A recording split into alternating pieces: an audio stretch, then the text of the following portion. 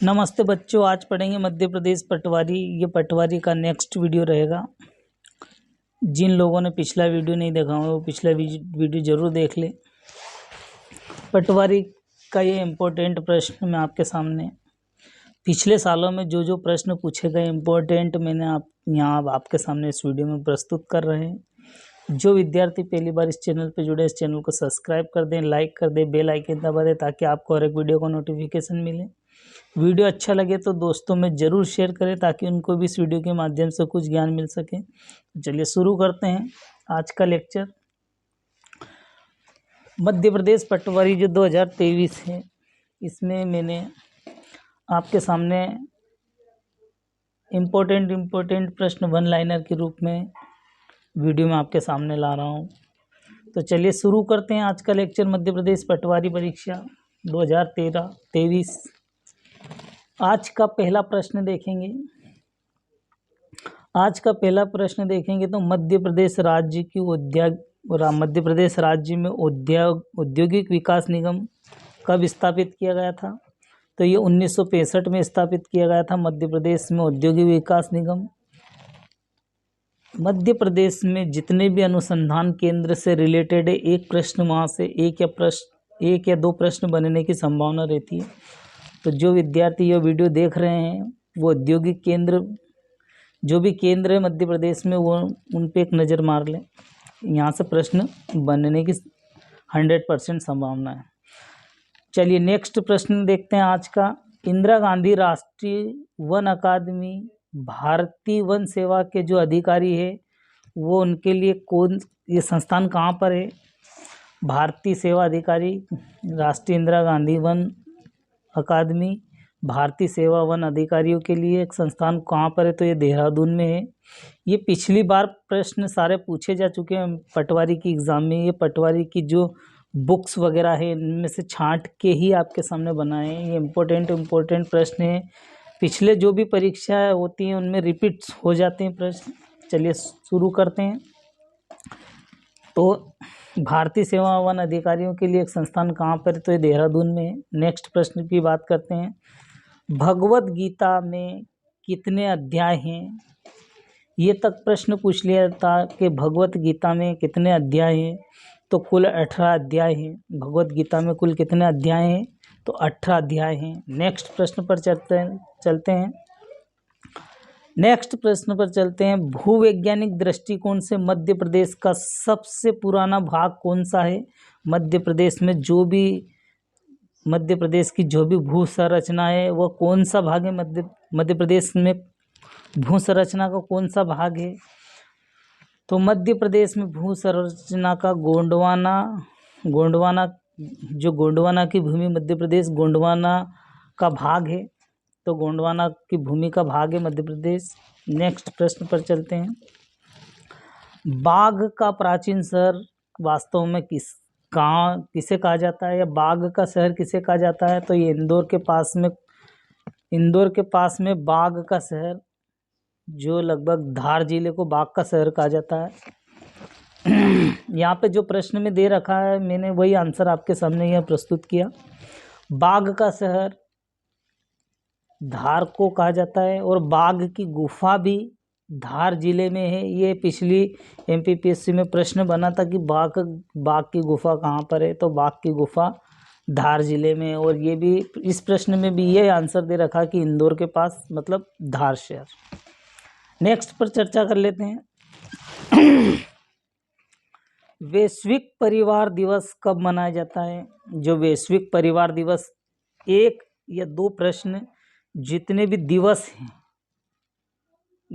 दिवस हैं उन पर एक या दो प्रश्न पटवारी के एग्ज़ाम में आने के 100% चांस है।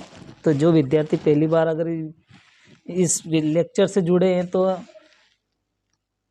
दिवस को भी इम्पोर्टेंस मान लें।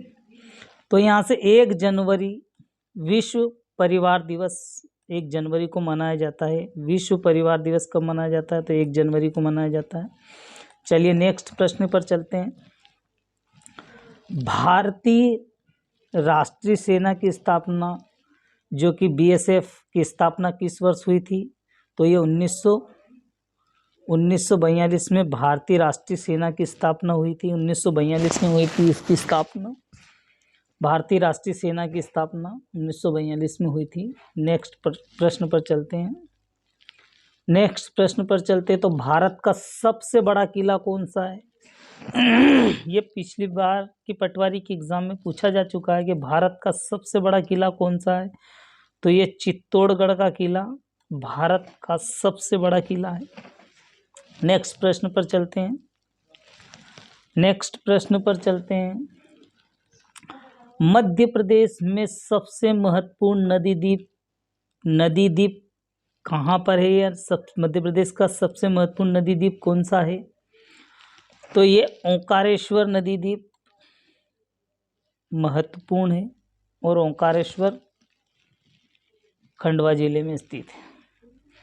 सबसे बड़ा नदी द्वीप ओंकारेश्वर में स्थित है। नेक्स्ट प्रश्न पर चलते हैं। झीलों, ये थोड़ा रिपीट्स हो गया। झीलों का शहर नहीं, झीलों का शहर कौन सा है? तो झीलों का शहर झीलों के शहर कौन सा शहर का नाम से जाना जाता है? तो ये भोपाल जो है झीलों का शहर है। यहाँ गलती से मिस्टेक हो गया। झीलों का शहर भोपाल को कहा जाता है। झीलों का शहर भोपाल को कहा जाता है, झीलों का शहर। नेक्स्ट प्रश्न पर चर्चा कर लेते हैं। शिवपुरी में करेरा अभयारण्य है।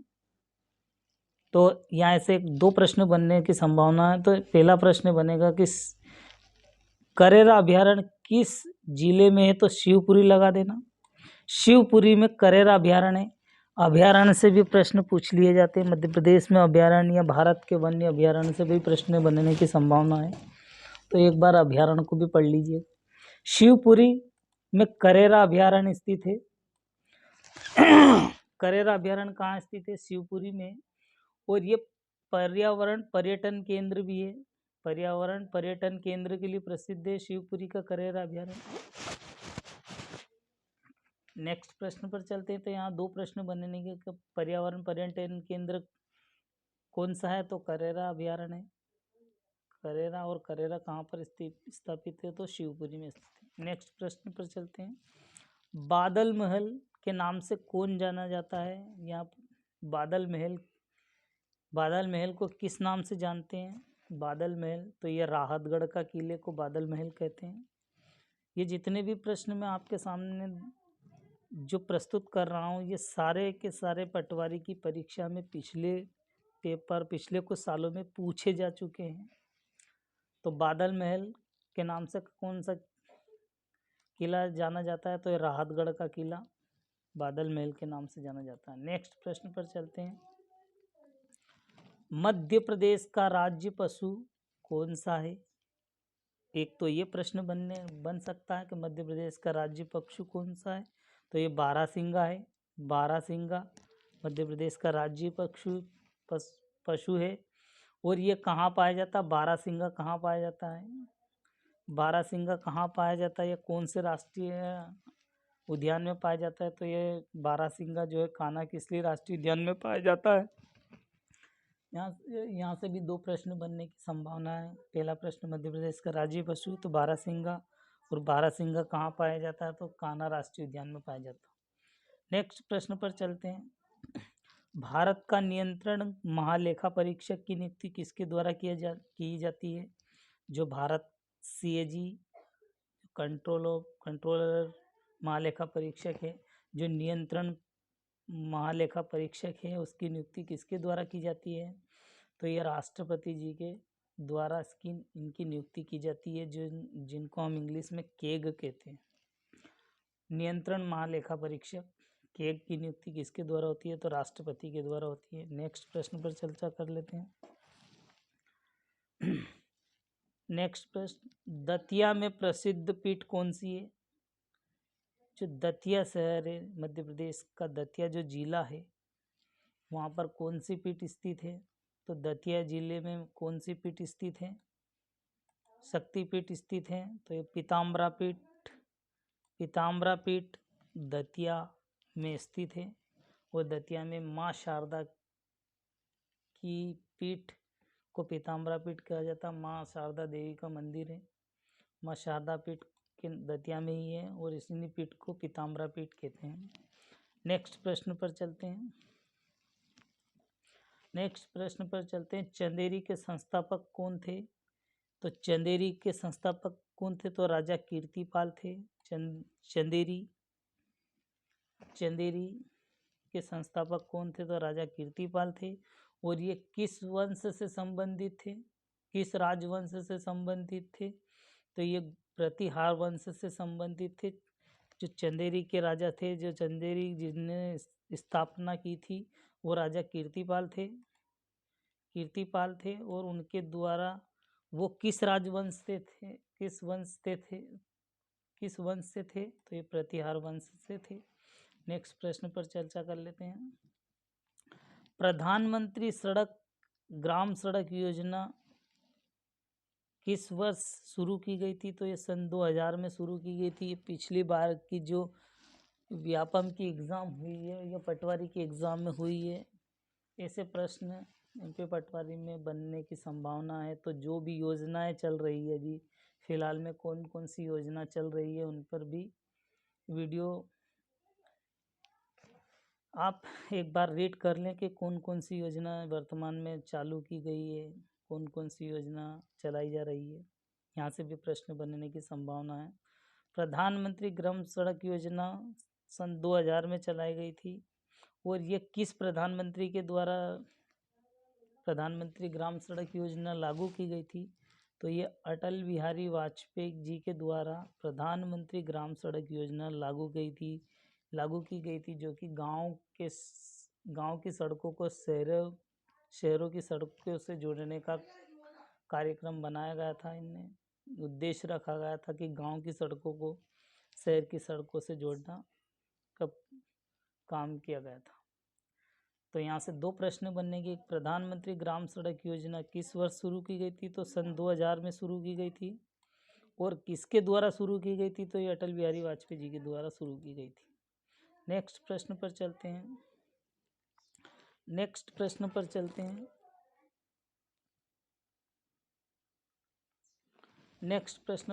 हैं। 12वीं पंचवर्षीय योजना का क्या लक्ष्य था? 12वीं पंचवर्षीय योजना का लक्ष्य क्या था? तो ये 12वीं पंचवर्षीय योजना का लक्ष्य 4 था, जो कि इसका लक्ष्य चतुर्थ ग्रेड पाने का था। नेक्स्ट प्रश्न की बात करते हैं। राष्ट्रीय कृषि नीति किस वर्ष घोषित की गई थी? राष्ट्रीय कृषि नीति किस वर्ष घोषित की गई थी?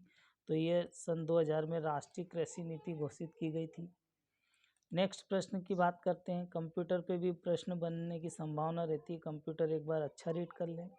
1 बाइट में कितने बिट के बराबर होता है? 1 बाइट में कितने बिट के बराबर होता है? तो 8 बिट होते हैं। 1 बाइट में कितने बिट होते हैं? तो 8 बिट होते हैं।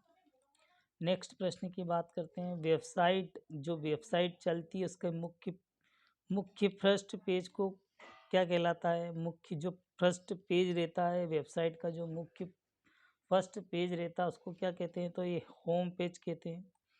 ये भी प्रश्न पिछली बार पटवारी में पूछे जा चुके हैं। होम पेज कहते हैं इसको, वेबसाइट का फर्स्ट पेज को होम पेज कहते हैं। तो ठीक है दोस्तों, आज के वीडियो में इतना ही। मिलते हैं नेक्स्ट वीडियो में।